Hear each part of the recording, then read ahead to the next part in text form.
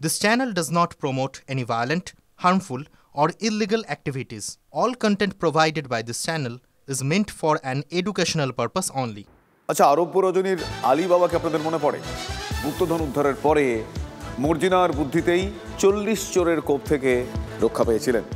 এখন যে মর্জিনাকে আপনাদের দেখাবো, তিনি বাংলাদেশ থেকে এসে সন্দেশখালীতে স্থায়ী ঠিকানা বানিয়েছেন। গফুর গাজীও সে পথেরই পথিক, কিন্তু তবে কার বুদ্ধিতে তাদের এই প্রাপ্তিযোগ সেটা কেউই খুব একটা খুলে বলেননি। সন্দেশখালী 2 নম্বর ব্লকের কোড়াকাঠি পঞ্চায়েতের 235 নম্বর বুথের বাসিন্দারা তারা কি বলছেন? তারা বলছেন এর পিছনে রয়েছেন সেই শাহজাহান, হ্যাঁ, শেখ শাহজাহান, জেলবন্দি তৃণমূল কংগ্রেস নেতা শেখ শাহজাহান। নূর আলী গাজী আসলে আমার কাকা হয়। হ্যাঁ, কাকাকে আমি বাবা করেছি। আসলে আমার কাকা হয়। হ্যাঁ, কাকাকে আমি বাবা করেছি। আমি মিথ্যে কথা বলে কাউকে করবো না। সোজা কথায় কষ্ট নেই, সাদা মনে তো কাদা নেই। তাই কি কিছুই গোপন রাখলেন না বাংলাদেশি মর্জিনা? সন্দেশখালীতে ঢুকে কাকাকে বাবা সাজিয়ে পরিচয়পত্র বের করেছেন। লক্ষ্যের ভান্ডার থেকে রেশন সবকিছুই তাঁর ভাড়ারে ঢোকে। মর্জিনার মতোই আরেক করিতকর্মা গফুর গাজী। আধার, প্যান থেকে খাদ্য সুরক্ষার কার্ড, 1 দশকে সবই হয়ে গিয়েছে। আমি এখান থেকে 10-15 বছর আগে আছি। আমার আধার কার্ড হয়েছে, প্যান কার্ড হয়েছে, খাদ্য সুরক্ষার কার্ড হয়েছে। আমি সরকারি খালি পাই লক্ষ্মী ভান্ডারটা আর রেশন। আধার কার্ড আছে, প্যান কার্ড আছে, স্বাস্থ্য সাথী কার্ড আছে। শ্বশুরবাড়ি বাংলাদেশে, গরুহাট, পারুলিয়া। সন্দেশখালী 2 নম্বর ব্লকের কোড়াকাঠি পঞ্চায়েতের 235 নম্বর বুথে মর্জিনা বিবি, সাইম গাজী, হাবিবুল শেখদের সন্দেহের চোখে দেখেন এলাকার আদি বাসিন্দারা।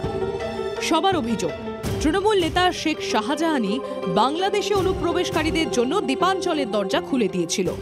এখানে ওই শাহজাহানের ছাত্র শাহ এখানে এসেছে, এরা চলে যাক, যেখান থেকে এসে সেখান থেকে চলে যাক। সরকার যেন সেই পদক্ষেপ নেয়, এদের যেন তাড়াতাড়ি দেশ থেকে বের করা। সরকারি সুযোগ সুবিধা সবকিছু করেছে, পার্টির দ্বারাই থেকে সবকিছু হয়েছে। আমরা চাইছি ওরা দেশের মানুষ দেশে ফিরে গেলে ভালো হয়।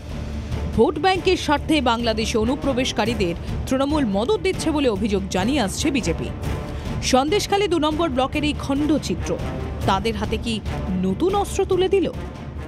সেই জন্যই মমতা ব্যানার্জি আপনি এত ডেসপারেট ছিলেন শেখ শাহজাহানকে বাঁচাতে যে রাজ্য সরকার একটা তদন্ত করুক, ওই ধামাখালি থেকে কত অনুপ্রবেশকারী আর টেররিস্টরা ঢুকেছে। জেলা তৃণমূল নেতাও এই অভিযোগ শুনে ঢোক গিলছেন।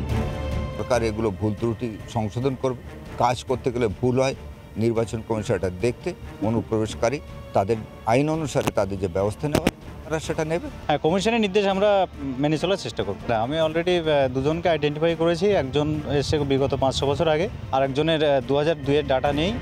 এসআইআর প্রক্রিয়া প্রায় শেষ হতে চলল। এরপর জানা যাবে কত নাম বাদ পড়ল। প্রকাশ হবে খসড়া ভোটার তালিকা। কিন্তু বাংলার আনাচে কানাচে উইপোকার মতো ছড়িয়ে থাকা অনুপ্রবেশকারীদের প্রত্যেককে খুঁজে বেছে ফেরত পাঠানো সম্ভব হবে কি? দীপঙ্কর দাসের রিপোর্ট, TV9 বাংলা। এসআইআর এর মধ্যে আবারও বাংলাদেশির হদিশ পাওয়া গিয়েছে। বাদুরিয়ায় শ্বশুরবাড়িতেই বহাল তবিয়তে বাংলাদেশি মিরাজুল আলী মণ্ডল নাম বদলে ভারতের ভোটার কার্ড তৈরি করে তার বসবাস চলছে। কিন্তু কোন জাদুতে বাংলাদেশিরা এত সহজে এই দেশের ভোটার হয়ে যাচ্ছেন, সে প্রশ্নটা কিন্তু এই মুহূর্তে আরো প্রকট হচ্ছে। বাংলাদেশে নাম SM মিরাজুল ইসলাম, আর ভারতে নাম মিরাজুল আলী মণ্ডল। একই ব্যক্তির 2 দেশের 2টো ভোটার কার্ড, শুধু পদবি আলাদা। ভারতীয় মেয়েকে বিয়ে করে নাম বদলে শ্বশুর বাড়িতেই বহাল তবিয়তে বসবাস। বাদুরিয়ার চণ্ডীপুর পঞ্চায়েতের পূর্ব বেনা গ্রামে নাম বদলে ভারতের ভোটার কার্ড তৈরি করে গত কয়েক বছর ধরে থাকছিলেন বাংলাদেশি। TV9 বাংলার হাতে মিরাজুলের 2 দেশের ভোটার কার্ড। এটা তো ইন্ডিয়ান, ইন্ডিয়ান সব আছে।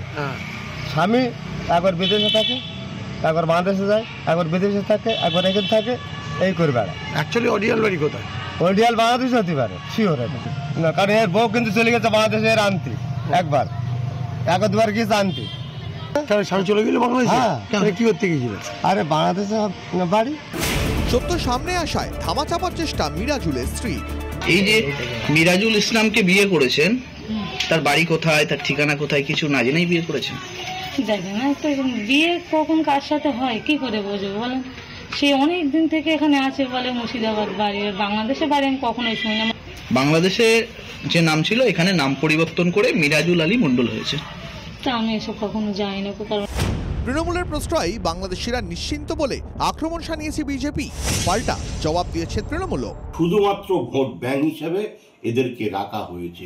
এসআইআর হবার পরে এই রোহিঙ্গারা আমার ভারত থেকে পশ্চিমবাংলা থেকে বিতাড়িত হবে। রোহিঙ্গাদের যে তৃণমূল কংগ্রেসরা দিয়েছে তাদের থেকে মানুষ হিসাব বুঝে নেবে, শুধুমাত্র সময়ের অপেক্ষা। ধরনের ঘটনা যদি ঘটেও থাকে তার দায় কিন্তু নির্বাচন কমিশনের। নির্বাচন কমিশন কখনোই তার দায় এড়াতে পারে না। স্বরাষ্ট্র দপ্তর কিংবা স্বরাষ্ট্র দপ্তরের দায়িত্বে থাকা মন্ত্রী তাদের উপর এই দায়িত্ব বর্তায়, এই দায়িত্ব তৃণমূল কংগ্রেসের নেতাকর্মীদের উপর বর্তায় না। যদিও সেখানকার বিএলওর দাবি যা করার ঊর্ধ্বতন কর্তৃপক্ষ করবে। আমরা কি ব্যবস্থা নেব? আমাদের তো হাত পা বাঁধা, উপর থেকে আমাদের ইয়ারও যেভাবে নির্দেশ দিচ্ছে সেইভাবে আমরা আমাদের কাজটা করছি। স্টেপ নেওয়া বা কাগজ দেখার সমস্ত কাজ আমাদের উচ্চ আধিকারিক যারা আছেন। যেখানে দেখিবে ছাই উড়াইয়া দেখো তাই। এসআইআর আবহে অনেক চাপা ছাই ওড়ানোর কাজ চলছে। এর জেরে মিলছে একের পর এক বাংলাদেশির হদিশ। দীপঙ্কর দাসের রিপোর্ট, TV9 বাংলা।